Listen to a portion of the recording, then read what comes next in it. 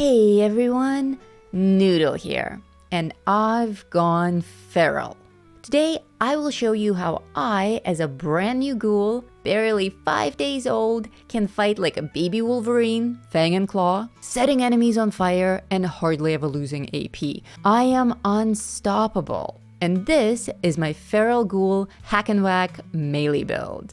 Making your perfect character build is a balancing act. There's no one perfect schematic for any type of play. It's all very personal. Do you like to stab or to shoot? Up close or from afar? Are you stealthy or a flailing lunatic? Jetpack or no jetpack? The important thing to remember is that all combinations of preferences are possible. So I will show you mine, and you can decide how to tweak your own with the tools that you currently have. It's quick to set up and just so much fun. This goes without saying, but you kinda have to be a ghoul for any of this to work. I demo a lightning fast ghoulification process in this video, step by step, plus how to make yourself pretty as a ghoul.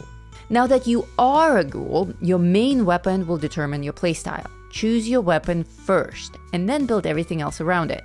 As a melee ghoul, I went with a shish kebab, and I made it with pyromaniacs. I also have agility on it and rapid, as well as furious. Furious will be important later when I arrange my perk cards, because in combination with one particular card, it will make reverse onslaught possible. I renamed my weapon to fish guts because that's what it makes out of everyone. And you can see all the stats here. Plus 5% damage per onslaught stack, plus 9 stacks, we'll get 19 with reverse onslaught, plus 40% weapon speed, plus 3 agility, and my personal favorite, when my targets are burning, which they always are, I deal plus 50% bonus damage. It only now occurred to me that my love for setting targets on fire probably comes from my main flamer build. Of course I went with a burning sword for my melee. Cha! My armor is civil engineer. Why? That's what I could get my hands on with this character. It's a medium armor, and it's quite good. The armor type doesn't really matter for a ghoul. What matters are the mods that you put on your armor for your playstyle. Starting with my chest piece, I have Chameleon as my 1-star, Strength as my 2-star, 3-star Burning because of my flaming sword. Notice how player specific this is already. If you don't have a flaming sword or another fire dealing weapon, you obviously don't need to invest in the burning mod. And for my 4-star, I have Tankies. So my chest piece has very high damage resistance, increased fire damage, and my weapon breaks slower. I like to keep the 2 arms identical and the 2 legs identical. For my arms, I went with Vanguards. Strength, always strength. Ultimately, I want to be as strong as possible. Burning, again, can't have enough of that in that build. And Bruisers. I have freakishly large arms now.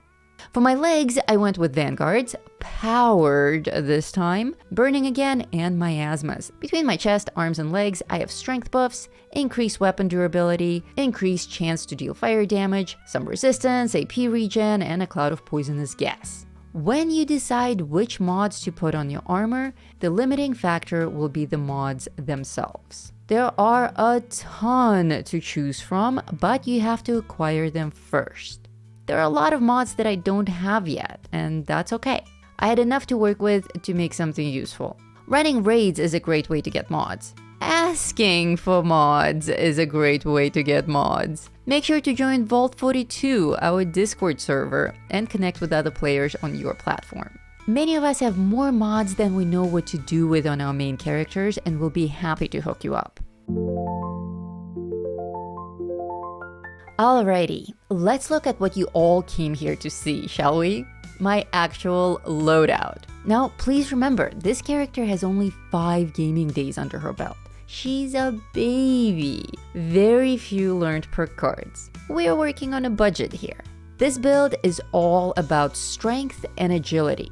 I need to carry stuff, deal damage, take damage, and above all, I need AP. Lots of AP, constantly regenerating. So my strength is maxed out and my agility is maxed out. First up, in strength, I have my expert gladiator, master gladiator, and basic gladiator. These give me damage boosts to my one-handed melee weapon. I throw in pack rat because as a young ghoul, I still pick up a lot of junk to scrap. Incisor is good for me against super mutants and raiders. And this is my favorite card in strength, martial artist. This came out of trial and error. I wanted to swing faster, so I tried this and I love it. I am suffering from not having enough cards to choose from in Perception. So I have only Butcher's Bounty, Green Thumb, and I still have Concentrated Fire in here. Oh, I do have one Ghoul card in this stack, and that's Breathe It In, Reduced Rad Resistance. As a Feral Ghoul, I want my rads. Endurance is interesting to me, though not as significant as Strength and Agility. Here I have Life Giver, Through Hiker, Starched Jeans, and for my Ghoul card, Radiation Power. At level 2 here, I can expand a small amount of glow per hit to deal 15% bonus damage to targets. I will demo glow and how I maintain it later on in the show when we'll go hunting. In Charisma, I have Inspirational, Suppressor, and Tenderizer. Intelligence, I have next to none. I did want to put more in Intelligence, but alas, I do not yet have enough cards to put here. So I settled on Makeshift Warrior maxed out. With this, on top of everything else I already buffed my weapon with, my weapon is basically guaranteed to never break, and that's great.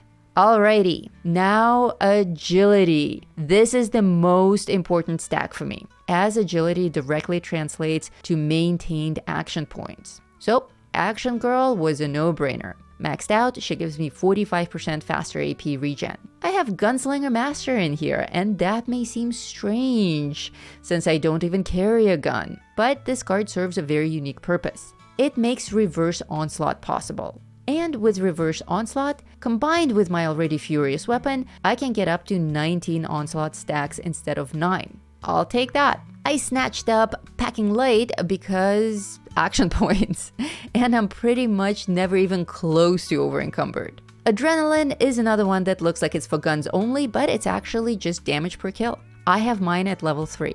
Goat legs! A very personal choice, very player specific. I just kept breaking my legs every time I landed from a jetpack flight. Which I know, drains AP and I really shouldn't do it right before the fight, but I love it too much and I know I'm gonna keep doing it. I jump, I fly, I hop, legs break. So, goat legs to the rescue. And finally, for my Ghoul card in this stack, I have Action Ghoul. The power of glow makes my AP regenerate faster, 45% faster. By now, you probably noticed that glow will be significant in my playstyle. In luck, I have Ricochet and Class Freak all maxed out. This one is great for me. I'm a bit rough around the edges as a ghoul, and my mutations, which I will share in the next chapter, are not making me any more elegant or charming. So this, reducing the negative effects of mutations, is great. Junk Shield, cause why not? And Good with Salt, cause why not? Again, is this the ultimate best deluxe Pro Max loadout that you'll ever need? Nope, perfect it is not. But I did max out my strength and my agility, and so far that's been working really well for me, despite all the other limitations. Remember kids, if you don't have all the perfect cards you may want, just stick whatever you have wherever you can. And if it doesn't hurt your build, keep it there until something better comes along. Oh, I almost forgot, legendaries. In my legendary category, I have strength, agility, of course, intelligence, luck, feral rage, which is obviously feral ghoul specific, and master infiltrator. Again, super player specific preference, you may not care.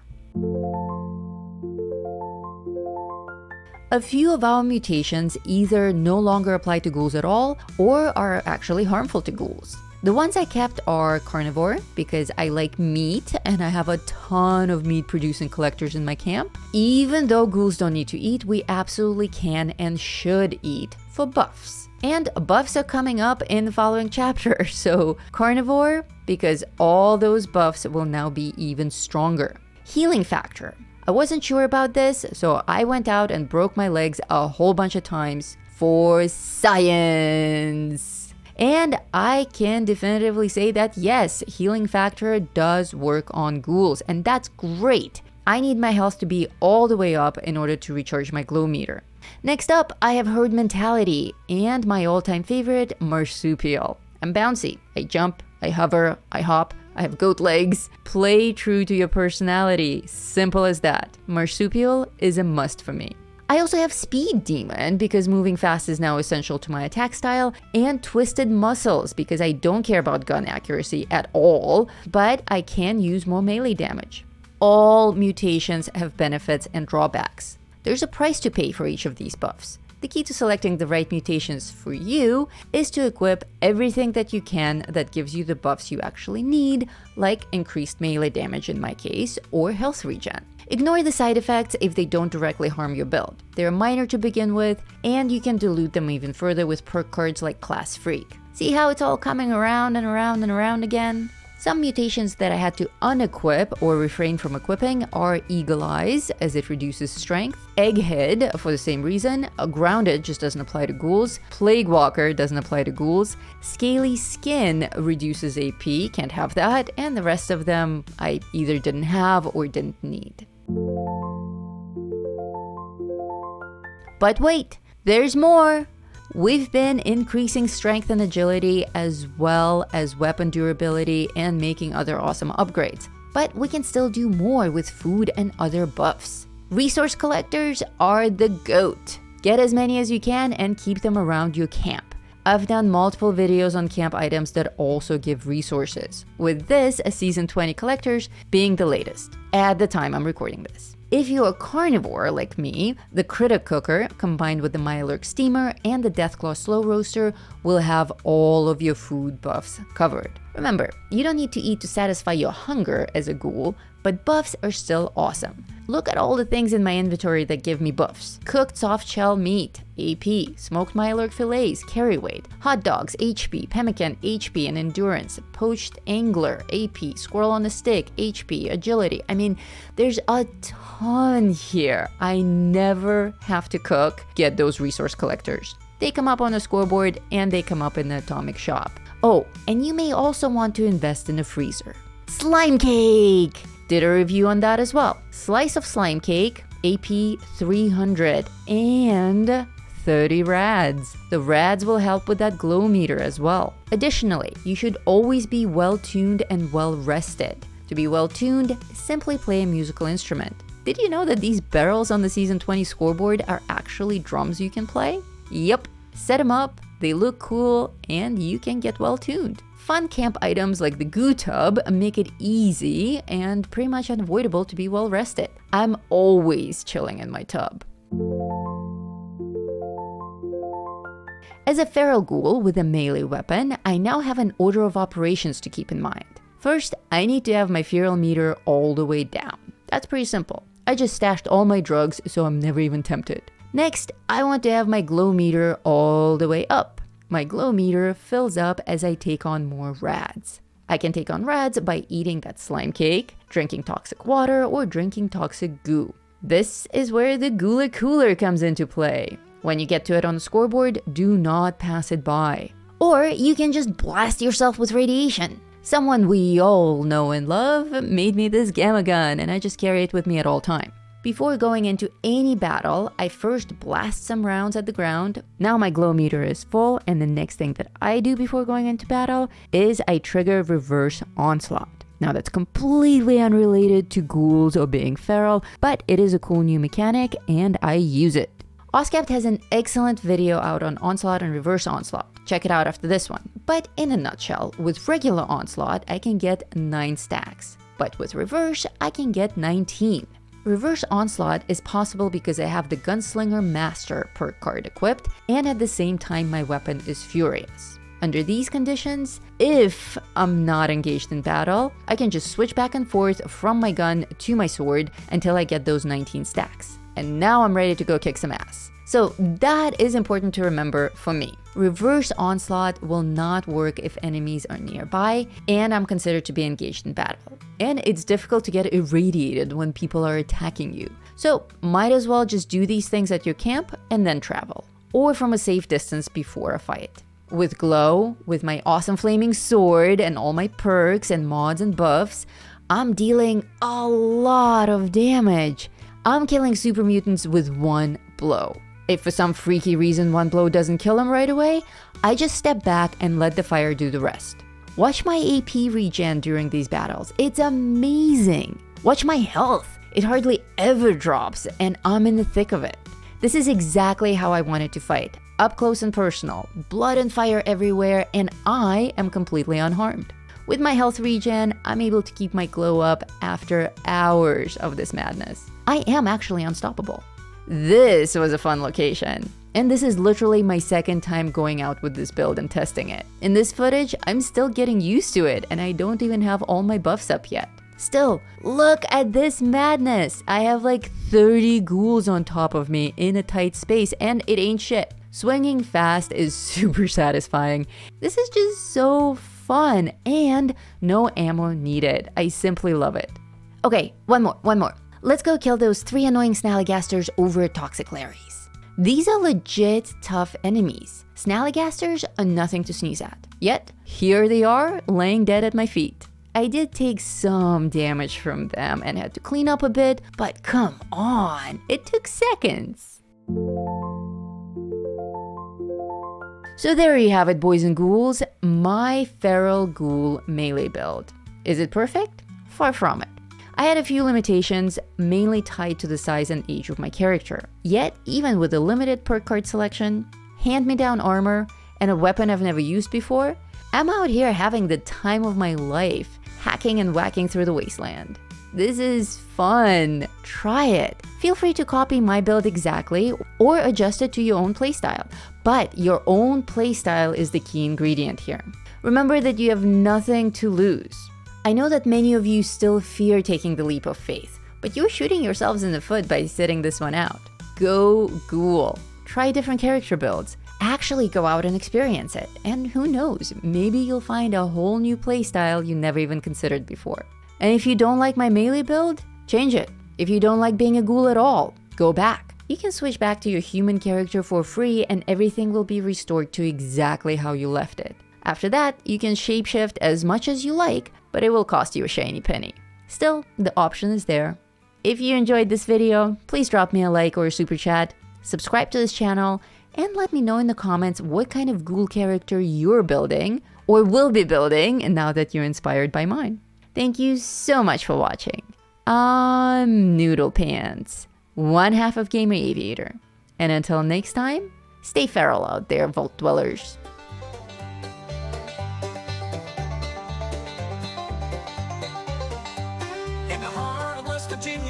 Where the shadows creep and sway, lies a land of rusted dreams where the brave dare not stray. Appalachia, oh, it's a treacherous ride with dangers untold and nowhere to hide.